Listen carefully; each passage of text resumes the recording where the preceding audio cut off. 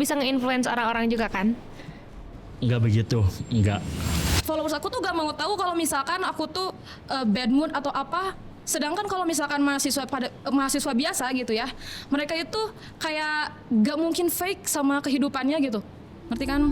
Jadi influencer itu adalah hal atau salah satu peluang yang justru itu tuh mempermudah, karena dia tuh udah punya orang tuh udah kenal dia, jadi dia tuh tinggal meng-up skillnya. Sedangkan orang yang non influencer dia itu bagus nih skillnya, tapi orang tuh belum menyadari. Nah itu tuh akan menjadi salah satu hal juga yang menghambat. Jadi menurut aku poin penting dari seorang influencer atau kemudahan satu, karena orang tuh udah aware kalau di dunia ini tuh ada dia loh.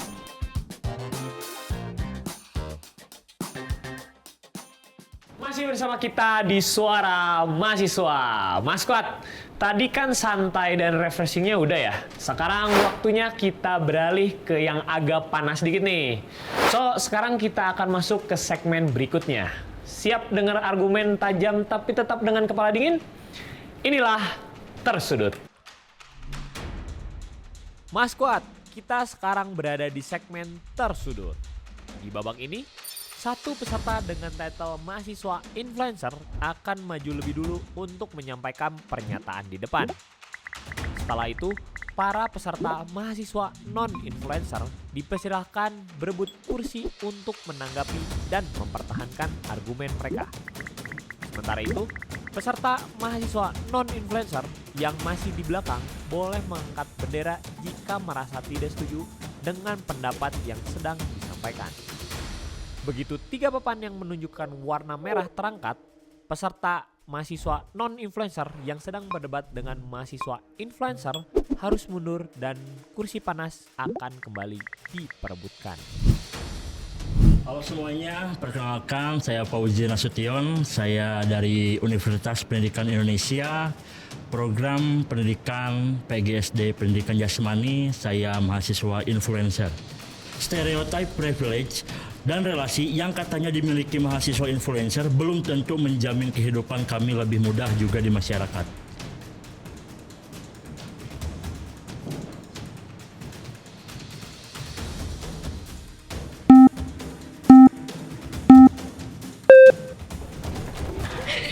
Sok.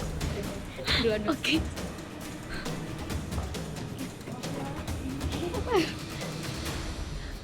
Oke, halo A. Halo. Oke, aku Diva dari Gizi UPI sama si Akita Evok juga. Nggak, kamu masih mudang. Oke, sebenarnya aku mau menyanggah statement A itu yang kalau di masyarakat itu jadi gak mudah. Menurut aku karena sebagai influencer kan orang-orang tuh jadi tahu AA gitu atau gak tahu influencer ini. Jadi kayak itu tuh pasti mempermudah gitu. Even kalau misalnya ke resto atau kemanapun misalnya orang itu tahu influencer kayak udah nggak apa-apa Jadi dikasih gratis atau enggak kayak dikasih treat berbeda gitu. Yeah. Jadi menurut aku itu salah banget kalau misalnya jadi nggak mudah di maksudnya nggak bikin kehidupan lebih mudah di masyarakat. Menurut aku itu kayaknya salah deh statement itu gitu. Lebih mudah kayaknya enggak ya. Kayak tadi contohnya ke restoran mungkin jadi gratis atau mungkin jadi enggak ngantri. Mungkin sempat mengalami kayak gitu ya. Cuman enggak semua gitu kan. Terus kalau misalkan disebut mempermudah ya Iya dong. Tapi enggak semuanya. Itu kan tadi mempermudah di kayak misalkan kita mau jajan di resto, mungkin ke semuanya itu mah ya, ke semua influencer pasti resto, misalkan resto atau apapun itu yang berjualan, pasti mereka mengutamakan si influencer karena mungkin usaha mereka butuh exposure mungkin ya, terus ingin dibantu dengan digratiskan, dengan mungkin mereka pengen timbal balik yaitu pengen divideokan, pengen di SG-in, pengen diposting dan lain-lain. Ya, tapi kalau misalkan konteksnya dari sisi pekerjaan enggak, mungkin ya kalau misalkan jalan main ya mungkin kita lebih diistimewakan. Tapi kalau misalkan kita masuk ke dunia ranah pekerjaan enggak, kita harus punya skill juga untuk misalkan masuk ke dalam pekerjaan ini. Misalkan saya nih lulusan PGSD Penjas, otomatis harusnya menjadi guru kan. Nah, saya selama lulus 2 tahun belum bisa lolos. Sudah ada yang angkat tangan, maka sesi argumen dihentikan sementara.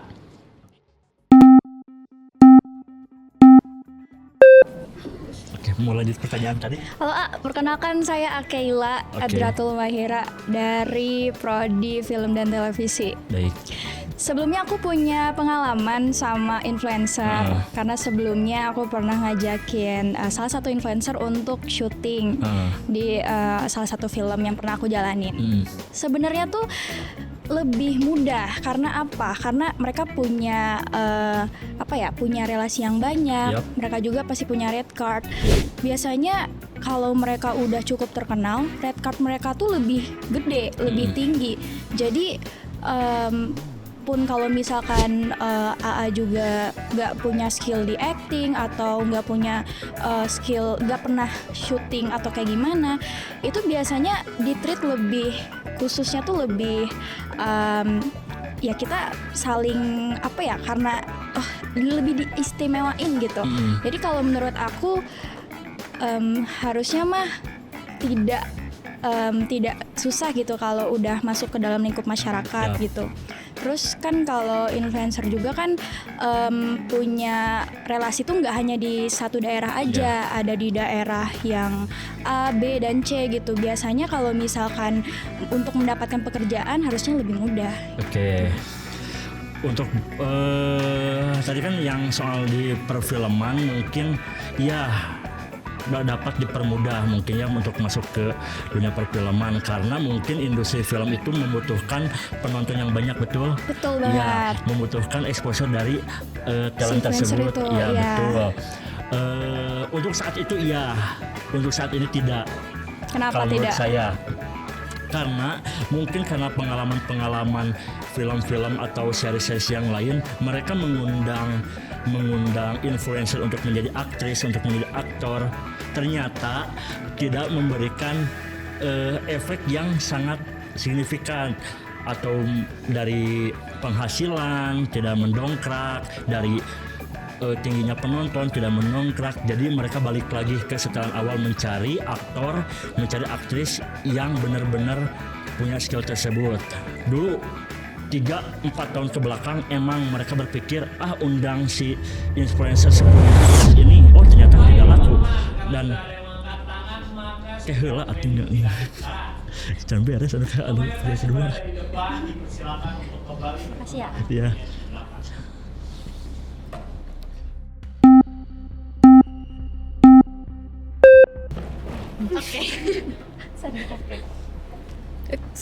Oke. Halo Kang, Halo. kenalin nama aku Intan. Sebelumnya nih ya, aku mau pernyataan dari aku nih. Ya. Influence tuh banyak banget keuntungannya. Terus kalau misal dikatakan lebih sibuk juga akan lebih sibuk, tapi mereka juga kan pastinya punya keuntungannya yang lebih juga ya. Jadi kalau dikatakan influencer itu lebih the best ya, pastinya lebih the best gitu. Lalu kalau ngerasa kalau misalnya dari mahasiswa biasa kan pastinya kayak mereka ini ya, kayak kerjaannya cuman kayak gini doang gitu, paling cuman ngampus, walaupun memang masih banyak juga hal-hal yang harus kita kerjain. Tapi kalau dilihat sisi ininya, influencer itu pastinya lebih banyak keuntungannya gitu. Ya, keuntungannya dari hal Pastinya dari income lebih, mungkin dari pendapatan Oke. sponsor, Oke. relasi, Oke. dan lain-lain. Jadi kayaknya nggak setuju banget sih kalau misalnya dari pertanyaan statementnya dari Akang. Iya, mungkin kalau misalkan dilihat dari pekerjaan, misalkan dari sampingannya, iya sangat menguntungkan. Tapi ini dalam konteksnya kayak menjamin enggak gitu kan, menjamin enggak, tidak menjamin bahwa kita itu dapat dipermudahkan di kehidupan. Kalau misalnya keuntungannya banyak ya berarti bisa menjamin loh Kak. Ya untuk saat ini, tapi kan untuk 2-3 tahun nanti apakah menguntungkan, kan tidak ada yang misalkan Kalau dapat misalnya bertahan. memang teratur semuanya balance ya berarti bisa menguntungkan di depan lagi. Kan Ya. semuanya juga harus dari titik bawah dulu Ya. terus sampai atas gitu maksudnya. Oke, kita ambil situasi ketika kalau misalkan hanya mengandalkan exposure misalkan. Exposure kalau misalkan ada nih lagi naik turun. Ya. Oke, lagi naik misalkan 2 tahun kita lagi banyak income, lagi banyak penghasilan, lagi banyak brand yang masuk. Oke, 2 tahun ketika turun misal di tahun ketiga kita tidak mengandalkan exposure, tidak mengandalkan followers Tapi yang kan lain. masih punya jejak Iya. digital, masih punya nama, masih Iya. punya hal-hal yang masih bisa untuk kita jual gitu. Ya, meskipun ada itu, tapi tetap yang dicari itu untuk para pencari orang buat bekerja itu cari skill. Misalkan nih kita cari tonggaka cium. Tapi intinya menjamin kan? Ya, untuk 1-2 tahun ya menjamin. Menjamin kan? Tapi kita ambil aja. Kalau misalnya ada pernyataan tidak menjamin berarti nggak bisa dong. Sangat menjamin. Menjamin untuk sementara, tapi untuk keberlanjutannya tidak. Jadi gini. Jadi gini. Poh deui. Jadi gini. Tidak menjamin di hidup bermasyarakat. Ya. Kalau misalkan udah turun Enggak sih. Ini atau enggak gini. Pahit-pahitnya Menjamin di kehidupan masyarakat. Akun keblokir. Kan karena udah punya nama, sudah terkenal, followers sudah banyak, minta bantuan dari sosial media lain. Teman-teman, karena sudah ada yang mengangkat tangan, maka sesi argumen dihentikan sementara. Untuk mayoritas yang berada di depan, dipersilakan untuk kembali ke tempat duduknya di belakang.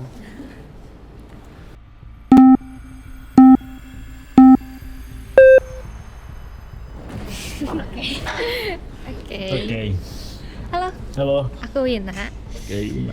Tadi tentang akun keblokir Iya. ya. Kalau akun keblokir tuh kan masih ada sangkut pautnya, kita bisa gampang buat balikinnya nggak sih?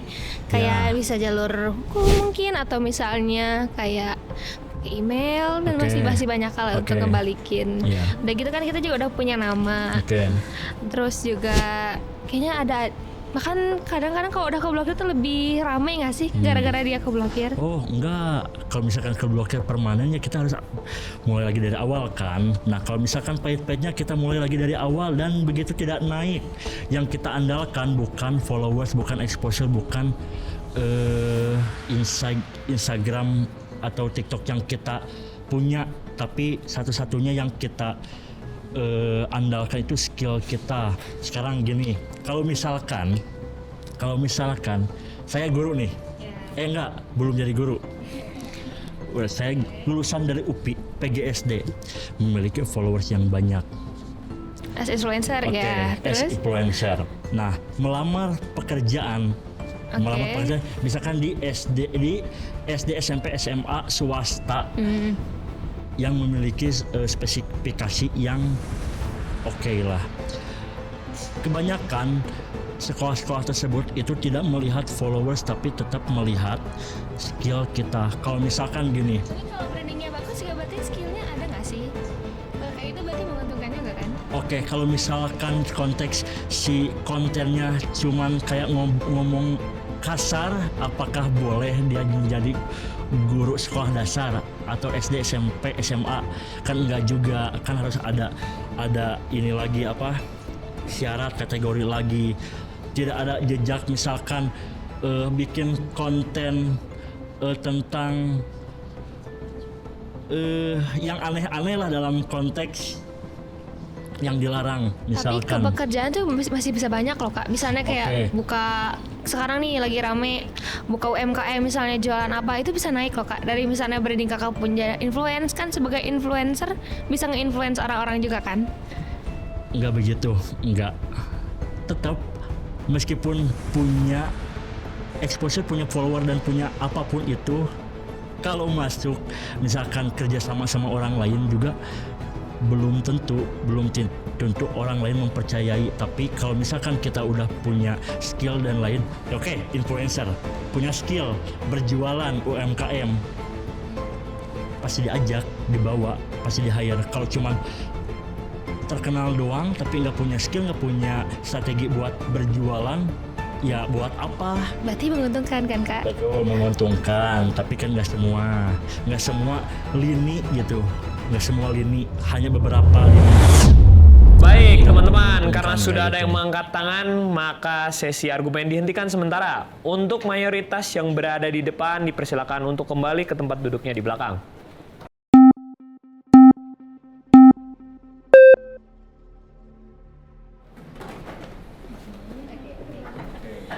Kak, aku Halo. Sylvia. Oke. Oke, Kak. Mungkin Kang aku di sini mau izin apa ya? Kita dari maknanya dulu ya, dari stereotip tadi kan tadi tuh stereotipnya kalau nggak salah bahwa privilege dan koneksi atau relasi ya itu tuh lebih mudah di apa ya, belum tentu menjamin lebih mudah di masyarakat. Coba kita bedah ya Kang dari Oke. sisi ininya dulu. Sekarang kita lihat kalau misalkan tadi aku juga udah mengamati perbicaraan Akang, kalau misalkan influencer itu belum tentu dia itu lebih mudah karena balik lagi ke skill. Tapi coba kita Kang lihat, seorang influencer itu salah satu hal yang dimiliki yang paling basic oleh seorang influencer adalah apa? Komunikasi. Iya. Itu adalah skill yang paling penting gitu. Dia bisa menjadi influencer bisa jadi kan karena dia itu pandai gitu dalam berkomunikasi, skill yang pasti dia punya, baik itu verbal ataupun non verbal. Yang kedua ya Kang, kalau menurut aku kenapa lebih mudah, karena orang itu tuh bisa tahu misalnya kayak oh iya dia direkrut atau enggak, dia punya skill atau enggak dari apa, dari awareness. Jadi ya menurut aku jadi influencer itu adalah hal atau salah satu peluang yang justru itu tuh mempermudah karena dia tuh udah punya apa ya, orang tuh udah kenal dia, jadi dia tuh tinggal meng-up skillnya. Sedangkan orang yang non influencer dia itu bagus nih skillnya tapi orang tuh belum menyadari. Nah itu tuh akan menjadi salah satu hal juga yang menghambat. Jadi menurut aku poin penting dari seorang influencer atau kemudahan satu karena orang tuh udah aware kalau di dunia ini tuh ada dia loh. Nah hal yang jadi lebih mudah atau gak lebih mudah tuh bukan karena dia influencer atau bukan, tapi karena kemampuan dia itu memperlihatkan skillnya, menunjukkan skillnya atau enggak. Jadi menurut aku stereotip apa ya, belum tentu terjamin lebih mudah karena influencer dan bukan influencer itu tuh enggak Kang, karena menurut aku influencer itu pasti lebih mudah karena dia itu sudah mencapai salah satu tahap, orang tahu dia, awareness dia, tinggal bagaimana cara dia untuk menunjukkan skillnya, mengupgrade skillnya, otomatis hidupnya tuh akan lebih mudah. Menjadi seorang influencer itu bisa banget membuat hidup kita lebih mudah di masyarakat karena ya itu tadi kita punya poin-poin banyak, kita punya poin-poin penting, kita udah membangun awareness seseorang, cuma tinggal bagaimana kita mengupdate skill kita dibanding orang yang menurut aku ada beberapa orang yang dia tuh udah punya skill bagus tapi mungkin kesadaran atau awareness orang-orang terhadap dia tuh kurang, atau bahkan ada dua kemungkinan antara dia itu orang-orang tuh kurang awareness terhadap diri dia dan dia juga yang tidak mau menunjukkan itu terhadap orang-orang. Tapi kita lihat atau kita buka dari arah atau sisi influencer, dia udah punya dua itu Kang, dia udah mau meng-up dirinya dan dia juga udah di-up oleh orang lain atau di-up sosial media. Jadi kalau menurut di sini ada stereotip tidak lebih mudah. Tidak lebih mudahnya di mana? Dua hal itu, dua hal bahkan tiga hal ya tadi, skill komunikasi setidaknya dia udah punya, personal atau misalkan verbal dan tidak verbal.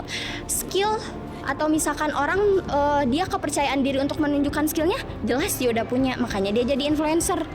Yang ketiga awareness, jelas karena dia influencer dia udah dikenal orang. Jadi menurut aku apa ya, stereotip influencer tidak lebih mudah itu menurut aku enggak banget sih. Oke, yang lebih mudahnya di mana dulu? Aku mau membahas yang dari Akangnya lewat pekerjaan. Oke. Kita lihat Kang bentar. Kita lihat pekerjaan di sini, pekerjaan di dunia ini.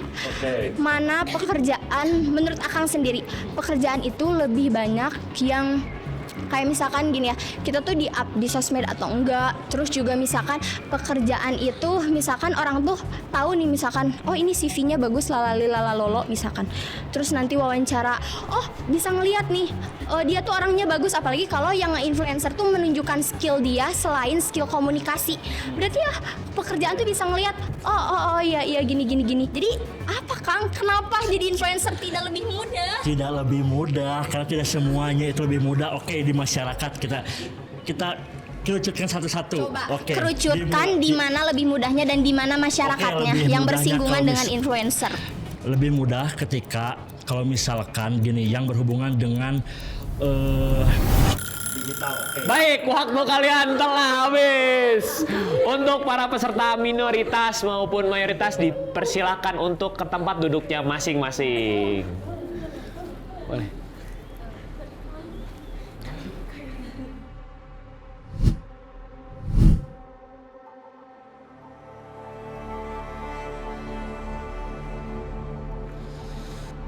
Nama aku Sabrina Alsa, aku dari Universitas Pendidikan Indonesia, Prodi Pendidikan Seni Rupa.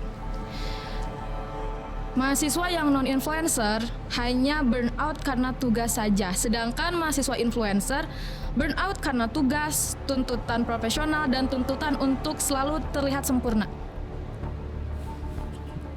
Baik, untuk mayoritas, Anda bersalam ke depan. Dalam 3, 2, 1, silakan.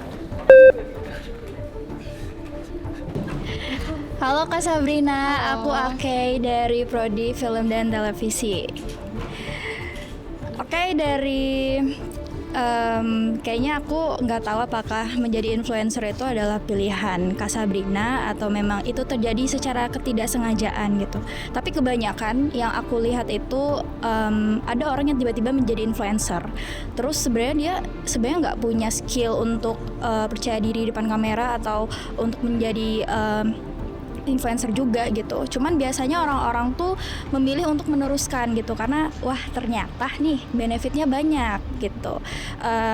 Kayaknya kalau dari Kak Sabrina sendiri sepertinya menurut aku itu tidak menjadi kekurangan karena apa? Sebenarnya itu hanya ke Kak Sabrina aja yang seharusnya kita punya manajerial dalam waktu, dalam schedule kita gitu. Apalagi kita kan sebagai mahasiswa juga ada tugas dari dosen gitu.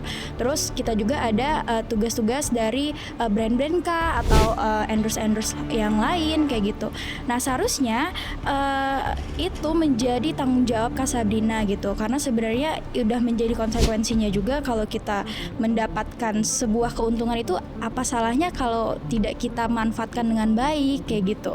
Misal kalau kita dapat tugasnya tuh mungkin Kak Sabrina dari jurusan DKV seni rupa. Misalkan dari pembuatan lukisan seni rupa atau kerajinan atau apakah itu gitu. Untuk mendapatkan si tools-toolsnya kakak bisa bikin konten gitu di TikTok. Terus mana tuh ada yang endorse kayak gitu. Gini Kak, jadi konten aku tuh memang ke arah gambar. Cuman gambar yang aku tunjukkan, branding aku di sosial media itu bukan sama seperti tugas-tugas di perkuliahan. Sangat berbeda. Jadi aku tuh lebih kalah ilustrasi dark art. Dan di prodi aku belum belajar soal ilustrasi dan lain-lain. Jadi otomatis aku harus membuat 2 tugas. Satu tugas untuk konten, satu lagi tugas untuk kuliah aku. Nah itu tuh bener-bener nguras energi karena aku tuh setelah pulang ngampus harus cepet-cepet ke kosan, harus cepet-cepet seger lagi dan harus cepet-cepet kayak kembali lagi seperti semula, kayak gak ngeliatin si capek aku, terus bikin konten, tag konten, terus kayak bikin skrip sendiri dan lain-lain sendiri. Jadi bener-bener beda banget kalau misalkan tugas di kuliahan sama branding aku di sosial media itu sama, itu bener-bener beda banget Kak. Tapi menurut kakak sendiri kan mendapat keuntungan kan dari hasil konten itu sendiri kayak gitu kan. Apa salahnya untuk tidak dimanfaatkan dengan lebih baik kayak gitu? Ya dimanfaatkan dengan lebih baik kalau misalkan si tugas yang tadi itu sama gitu. Iya, aku memang mendapatkan keuntungan. Jadi influencer itu enaknya kalau misalkan aku bikin suatu merchandise atau apa, gampang terjual dan lain-lain kan. Tapi itu tuh bener-bener nguras banget. Jadi kayak aku tuh harus bener-bener sempurna di sosial media. Jadi kalau misalkan di sini yang dibilang kayak suatu keuntungan dan lain-lain, iya memang benar. Cuman di satu sisi ada masa-masa di mana aku tuh benar-benar burn out, harus ngerjain satu-satu, harus ngerjain apa-apa benar-benar sendirian gitu. Tapi sebenarnya burnout itu sendiri kan bisa di-manage dengan baik. Baik teman-teman, karena sudah ada yang mengangkat tangannya, maka sesi argumen dihentikan sementara.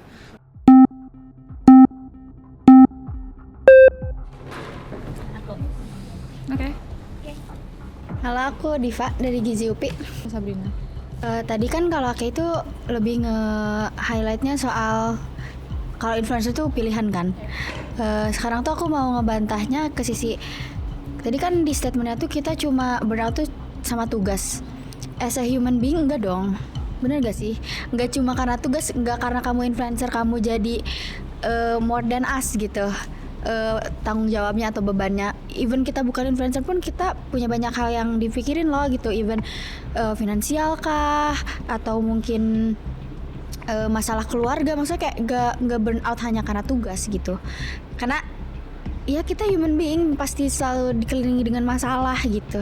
Iya, dan aku juga human being kan. Iya. Dan kalau misalkan aku bilang mahasiswa itu lebih burnout gara-gara tugas dan influencer lebih dari itu, aku juga sama seperti kalian mahasiswa biasa. Aku juga punya masalah pribadi, aku juga punya masalah di. Nah, Sadet nggak bisa kita dikotakan hanya dengan ya udah kita burnoutnya cuma karena tugas. Kalau mahasiswa biasa nggak kayak gitu. Karena kan dari statement sebelumnya kayak gitu kan, mahasiswa biasa tuh cuma burnout sama tugas gitu kan. Dan itu enggak, even kamu human. Iya, jadi kenapa aku bilang kayak mahasiswa itu hanya beban burnoutnya di tugas aja? Karena aku juga balik lagi ke pernyataan aku yang tadi, aku juga sebagai mahasiswa, aku ngerasain ngerjain tugas seperti apa, aku ngerasain burnout ngerjain tugas seperti apa. Namun yang mau aku highlight di sini, influencer itu bebannya itu double daripada si mahasiswa yang tadi. Karena mahasiswa tadi itu hanya setelah selesai kuliah mengerjakan tugas, mungkin mereka akan stres karena finansial mungkin yang seperti. Nah, berarti bener kan nggak cuma burnoutnya karena tugas? Ya betul, tapi influencer lebih dari itu. Influencer juga mikirin finansial, karena kita juga mahasiswa, kita juga manusia biasa. Nah, masalah influencer itu sebenarnya lebih ke arah pembagian tugas, pembagian waktu, maksud saya pembagian waktu, di mana waktu kita yang harusnya dipakai untuk istirahat, bagi sebagian mahasiswa biasa ya, kita tuh harus kerja double lebih berat mungkin ya daripada si mahasiswa biasa tadi gitu. Karena aku juga harus tetap stay tersenyum di depan followers aku mungkin. Jadi followers aku tuh gak mau tahu kalau misalkan aku tuh bad mood atau apa. Sedangkan kalau misalkan mahasiswa biasa gitu ya, mereka itu kayak gak mungkin fake sama kehidupannya gitu. Ngerti kan? Enggak dong. Who knows, kayak kalau misalnya orang itu mungkin menjabat di suatu organisasi kan tetap aja harus punya, sebenarnya nggak beda jauh dong sama influencer, kayak punya brandingan, dia harus profesional. Jadi mahasiswa biasa pun bisa memilih perannya sendiri dong di dunia nyata. Nggak cuma mahasiswa biasa gitu, nggak cuma mahasiswa biasa benarnya cuma sama tugas, nggak kayak gitu maksudku. Ya kalau misalkan tadi bilangnya untuk organisasi seperti misalkan ikutan himpunan atau apapun ya, sebenarnya itu kan pilihan mahasiswanya sendiri kan. Dan menurut aku kayak kesibukan di himpunan atau organisasi sama kesibukan di menjadi seorang influencer itu benar-benar beda banget. Karena kalau misalkan di himpunan itu tuh masih ada kaitannya sama kuliah, tugas-tugas kuliah atau misalkan dengan prodi. Sedangkan kalau misalkan di influencer, kita tuh benar-benar beda banget. Tugas tuh benar-benar beda dan branding itu benar-benar beda. Gak ada. Baik teman-teman, karena sudah ada yang mengangkat tangan, maka sesi argumen dihentikan sementara.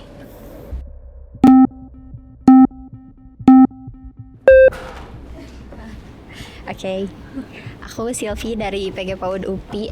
Tapi Kak, aku di sini mau sedikit nanya dulu, maksud dari Kakak mahasiswa non-influencer itu apakah yang benar-benar non-influencer atau maksud Kakak lebih luas bisa aja mahasiswa yang sambil kerja tapi dia bukan influencer, atau emang maksud Kakak di sini non-influencer dari real mahasiswa yang non-influencer aja yang dia kupu-kupu apa gimana? Yang dari real mahasiswa, jadi yang kayak hanya tugasnya di kampus aja. Oh, oke. Berarti kita nggak akan bahas ke sambil pekerjaan lain. Ya, Oke, di sini. Kan sambil kerja kan kalau influencer tuh. Jadi nanti kalau misalkan sambil kerja, jadi posisinya sama itu nggak seimbang lah ya. Balance. Nah, cuman mungkin di sini kenapa aku pengen ngasih argumen itu yang dimaksud Kakak, kenapa mahasiswa yang non influencer itu tuh burnout-nya itu lebih sedikit lah ya dibanding sama mahasiswa yang influencer. Nah, Kak, di sini aku balik lagi, burnout itu kan balik lagi ke manajemen diri ya menurut aku.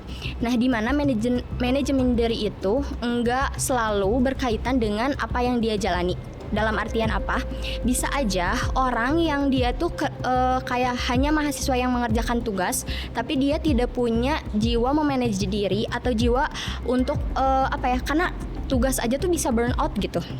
Apalagi kuliah kan tugasnya banyak, tapi dia tuh nggak bisa mengelola diri. Itu dia bisa aja Kak burn outnya itu parah dengan seorang influencer yang dia tuh bisa memanage diri. Jadi menurut aku itu tuh bukan karena apa yang dia kerjakan, tapi apa yang dia pikirkan, apa yang dia solusikan gitu. Dan kenapa gitu ya, menurut aku kan orang tuh punya inner peace-nya masing-masing. Nah ketika misalkan seorang yang burn out atau dia tuh banyak tugas tapi dia tuh punya inner peace gitu di dalam dirinya, ya bisa aja dia tuh nggak burn out. Tapi beda lagi ketika seseorang yang tugasnya tuh sedikit tapi dia tuh bisa se-burn out itu. Bukannya maksudnya ngebandingin atau kayak gimana. Nanti mungkin juga kalau Kak Sabrina mau menyampaikan argumen terhadap statement aku, kita bisa bedah dari kita membayangkan gitu ya, ada orang, kita sama-sama punya waktu 24 jam. Yang satu 24 jam itu misalkan kita katakan aja kegiatannya hanya 2 atau 1. Terus ada juga orang yang 24 jamnya itu dia mengerjakan berbagai aktivitas. Tapi kita itu dalam 24 jam punya kasarnya tingkat kewarasan yang sama. Yang bahkan mungkin kita bisa lihat gitu ya di sekitar kita, kok dia tuh kayak ikut segala gitu. Tapi dia tuh kayak biasa aja. Atau juga kita bisa lihat dia tuh tugasnya cuman gitu aja. Atau menurut aku bahkan gak ada yang bisa dikatakan gitu aja. Itu tuh enggak, karena kembali lagi manusia tuh kompleks gitu ya. Atau kita sudut pandangnya dari luar, oh dia tuh cuman ngerjain tugas aja, oh dia tuh banyak kerjain tugasnya. Tapi kita lihat dalam waktu yang sama, pekerjaan yang berbeda, tapi kita bisa melihat tingkat kesetresannya itu kayak apa ya, kayak sama aja gitu. Oke. Oke. Kalau misalkan itu menurut kakak jadi kayak kewarasan yang sama tapi dengan kesibukan yang berbeda ya, itu oke, make sense ya. Cuman aku mau nambahin dari pengalaman aku sebagai influencer. Jadi aku tuh sebagai influencer ini sebenarnya tidak disengaja awalnya, tidak meniatkan diri menjadi seorang influencer. Jadi tiba-tiba viral dan aku punya tanggung jawab untuk meningkatkan branding aku. Mumpung nama aku sedang naik, mumpung kayak aku sedang dipandang oleh di sosmed gitu ya. Nah di situ aku tuh kayak merasa ada perbedaan antara ketika aku menjadi mahasiswa biasa dengan aku menjadi seorang mahasiswa influencer. Jadi aku tuh harus bener-bener membagi tugas dan si stresnya tuh jadi double-double. Ketika aku jadi mahasiswa biasa, aku stres, aku juga kayak burn out sama tugas. Tapi ketika aku menjadi seorang mahasiswa influencer, si tugas dan lainnya itu lebih lagi dan lebih banyak lagi. Makanya kenapa aku membuat statement seperti ini, karena aku rasa di pengalaman aku sendiri, aku tuh ngerasa bahwa menjadi seorang mahasiswa influencer itu lebih capek. Dan menurut aku kalau misalkan tadi kayak mental health seorang kan beda-beda ya si tingkatannya gitu ya. Kebanyakan mungkin yang menjadi seorang influencer, kita jangan melihat seorang influencer ya. Misalkan ada orang terkenal, dia udah cantik, udah kaya dan lain-lain, tapi dia misalkan bunuh diri. Ya kan? Kenapa dia bunuh diri padahal dia udah mendapatkan segalanya gitu. Oke, kita ambil dari sisi ini ya Kak. Ada orang yang dia tuh cantik, dia tuh kaya tapi dia bunuh diri. Nah menurut aku ini juga jadi statement yang sama Kak. Ketika kita bilang ada juga orang yang biasa aja burn out, tapi orang yang ketika dia mendapatkan dia lebih, dia bisa lebih burn out. Nah menurut aku itu tuh jadi hal suatu yang bisa kita bandingin kalau dari contoh yang Kakak kasih ya. Itu juga sama Kak halnya ketika orang juga misalkan Kakak itu dapat misalkan jadi influencer gitu ya, tugas kuliah, terus juga belum tugas profesional, tapi tidak menutup kemungkinan bahwa dia tuh bisa lebih burn out atau enggak. Sama halnya dengan ketika dia menjadi mahasiswa biasa. Jadi menurut aku ketika seseorang burn out dan lebih burn out, itu tuh bukan dikatakan dari dia itu mahasiswa non influencer atau dia tuh influencer, enggak, tapi dari emang manajemen dirinya, inner peace-nya gitu. Karena menurut aku ketika ketika orang itu menambah skillnya, menambah kesibukannya, sudah sewajarnya dia juga menambah kapasitas. Baik teman-teman, karena sudah ada yang mengangkat tangan, maka sesi argumen dihentikan sementara. Untuk mayoritas yang berada di depan, dipersilakan untuk kembali ke tempat duduknya di belakang.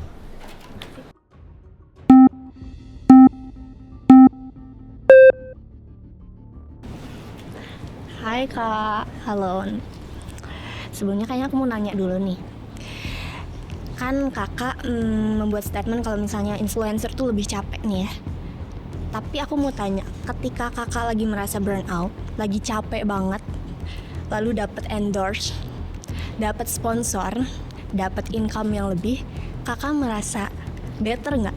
Merasa better, tapi Berarti artinya merasa better sementara. Tapi kalau It's not misalkan sementara. ketika Income akan selalu datang. iya, tapi ketika setelah dikerjakan itu tuh bikin aku stres, ngerti kan? Tapi kakak mendapatkan keuntungan lebih kan?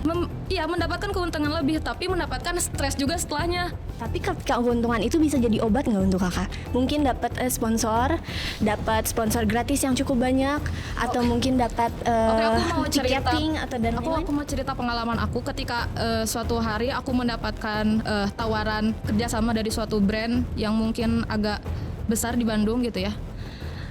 Aku seneng, tapi senengnya itu hanya 10 menit. Setelah itu aku lanjut kayak menganalisis, karena aku seorang ilustrator dark art lebih tepatnya ya.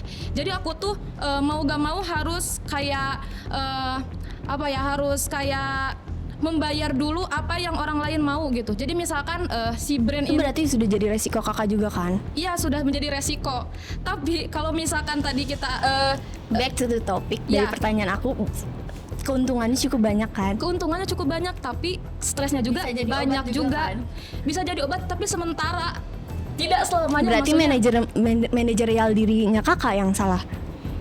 Oke, kalau misalkan manajerial diri saya emang belum sempurna, karena saya juga tadi sudah bilang kalau misalkan aku tuh influencer yang baru dan tidak diniatkan menjadi influencer. Tapi kalau misalkan kamu bilang kalau misalkan itu bikin saya senang, betul, bikin aku senang, tapi hanya sementara dan tidak selamanya. Tapi seenggaknya masih bisa ngobatin rasa burnoutnya kakak kan?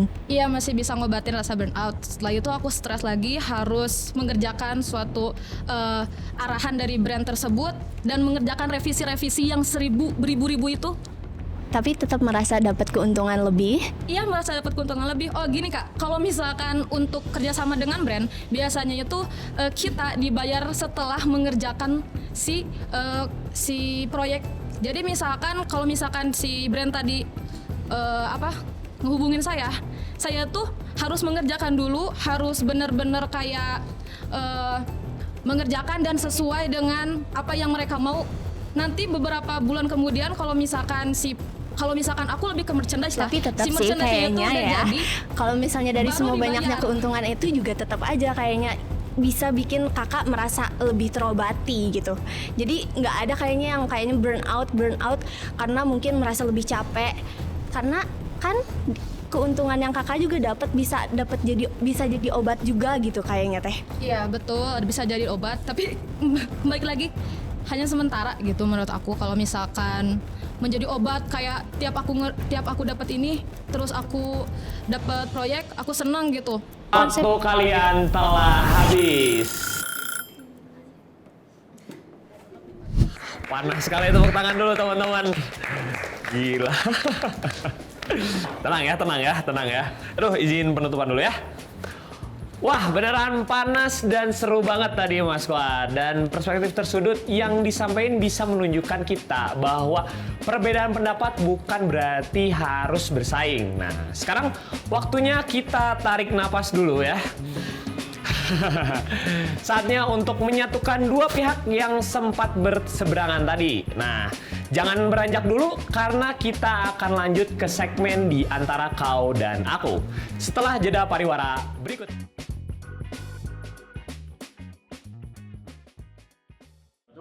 Kayak si hidden. Oke, nggak apa-apa sih. Kayak misalkan kayak gitu, tapi oke lah. Aku tutupin kayak aku teh lucunya gitu. Ya, karena insecure itu kan terlalu kompleks luas gitu. Kayak insecure itu kan gak cuma penghasilan, gak cuma hal-hal yang mungkin buat orang tuh kayak apa sih insecure.